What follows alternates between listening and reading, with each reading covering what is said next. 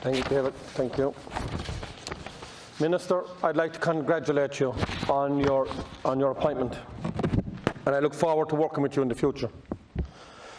The COVID-19 pandemic has looked on our government departments to show leadership and guidance. To the public, this is not the case. But a clear, concise instructions needs to be given. And there are some areas in this bill that requires clarification. For example, tenants who have taken pay cuts across the board to keep their jobs and assist with keeping our economy afloat face continued reduction in their salary.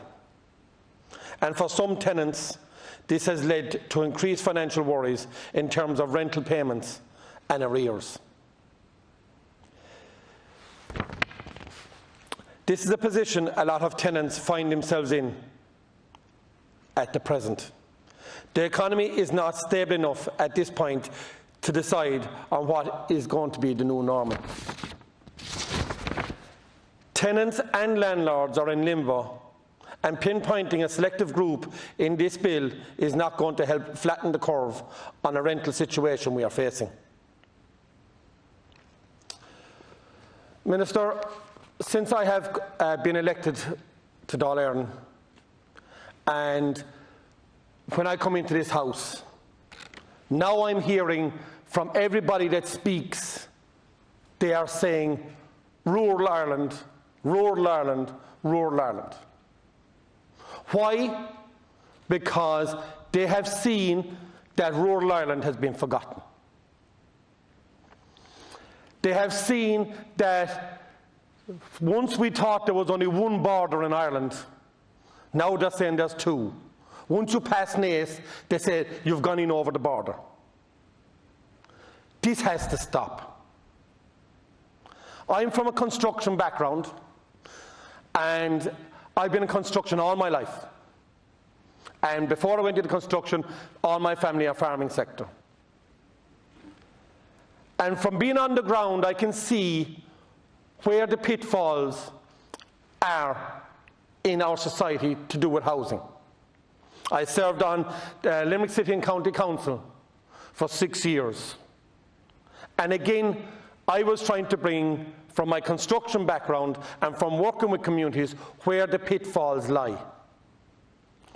We have more voids in County Limerick than we have houses that were given in 2019. We had 121 social houses. We look at towns like Skeeton, 30 years waiting a storage system, they can no longer build in Skeeton. We look at Oola, is at capacity, they can no longer build in Oola. I was in the town of Hospital last week with a group from a community there, where there are 20 new houses to be built in Hospital town. The capacity of the storage system is 15. So they had to implement an on-site storage system to build the other 5 houses to make it viable for a contractor to build these houses. The capacity was not there. The biggest problem we have in this sector, if we want to help the rental sector and people to live in our areas, is infrastructure.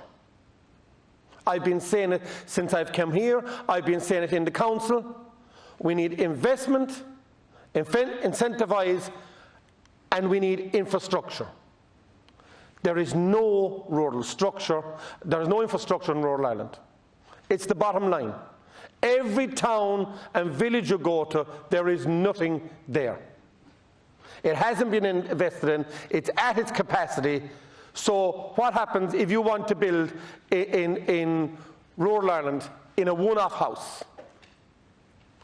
You have to pay massive fees to the county council, and on your county council fees it shows footpaths, water, road infrastructure. There is none of this in rural Ireland, but yet rural Ireland has been charged for it. So we also have a massive amount of voids in County Limerick, and this is across the country. If you want to help As somebody that has been involved in it from all his life, and I will tell you, planning restrictions. We have a lot of buildings that are being held up because of conservation. Yes, we have iconic buildings that need to be protected, but we also have townhouses that are being held up for the smallest amount because of they want to protect the structures. We can fix this with a small bit of common sense by working with people and take away all the bureaucratic bull that comes with it. We need to get people into our towns and villages. We need to get people into stock, but our county councils don't have the workforce to do it. And it was the failure of the last government that have caused a lot of problems that we have today. When the crash came in 2008, what did they do? They shoved everyone into education. Education, education, send you all to school, education. But they forgot about the trades. All the fast courses, everything closed down, and they shoved everyone into education, education. Education doesn't build the houses. We need trades. We're 10 years behind now in trades, and now they're trying to do this rapid build. We haven't enough people in trades because it was stopped for years. Again, we need to incentivize this.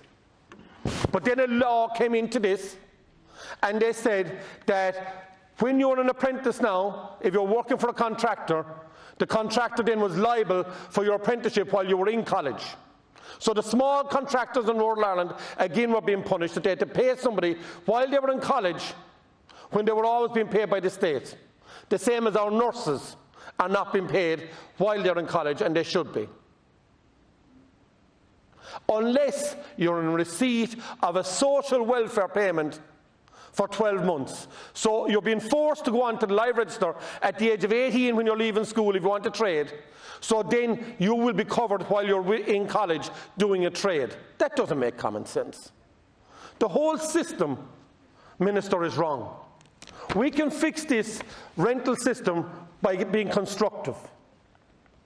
We can help all our landlords, all our tenants, if we're constructive.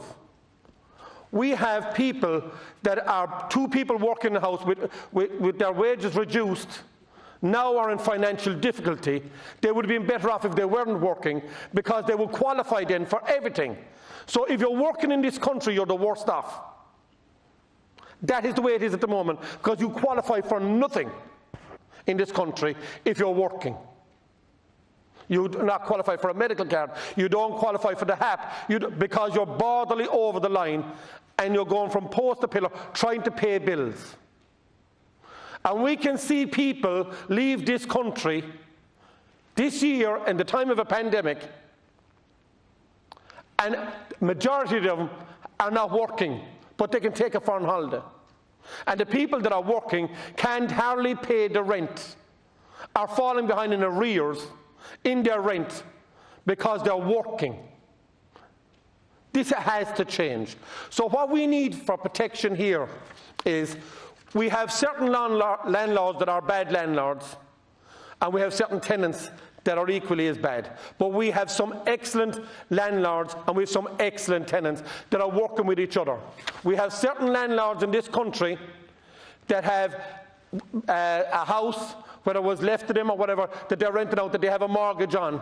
And when the arrears come in and the tenant can't pay it, they're then putting the house at risk to the vultures, the banks. We need to step in, reward the good tenants, reward the good landlords, and put things in place to protect them. There is nothing there to protect the people that are trying their best. And put restrictions in place for the bad landlords. Put restrictions in place for a bad tenant, and you can do a check on everyone to see how good they are within their own properties and how well they respect their properties. But the other side of it, we need a workforce that will work within our councils to rebuild the voids that we have. And the one reason we can fast track this is every void in this country that's in a town or a village is already connected to the sewer line and is already in the database for the capacity of that sewer line.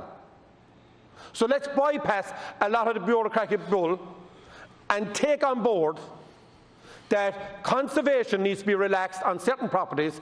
Keep your front facade, keep your roof structure, keep your streetscape, but let's modernise the rest of the building so we can move people into it. They're on the system.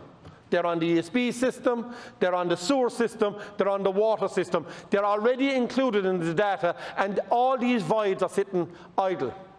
We cannot build in rural Ireland because we do not have infrastructure, no storage plants, no investments. So talk about building all these houses is not going to work unless you're going into the city.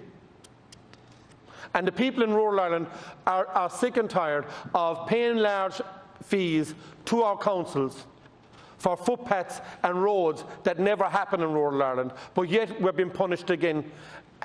For everything we do in rural Ireland, we're being made paid double and triple, from whether it is a septic tank to a percolation area within our housing system. You're making it harder and harder and harder for rural Ireland, and you're making them pay 3 and 4 times the price for living in rural Ireland than you are within the cities. So we need investment in rural Ireland, in our towns and villages, in our infrastructure. I do believe you're the person that can do this. I do believe you're a person that will listen.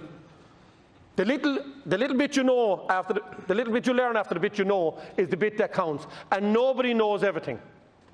And I'm willing to give every bit of advice that I can give to you for infrastructure for Ireland, and I'm willing to help you in whatever way I can so that we can get people housed in Limerick, get people back into our streets, back into our villages, so then they can be self-contained, they can actually provide a system for our communities and build our communities back in rural Ireland. So I'm looking forward, and I'm looking forward to your help, and I will give you whatever help I can. Thank you.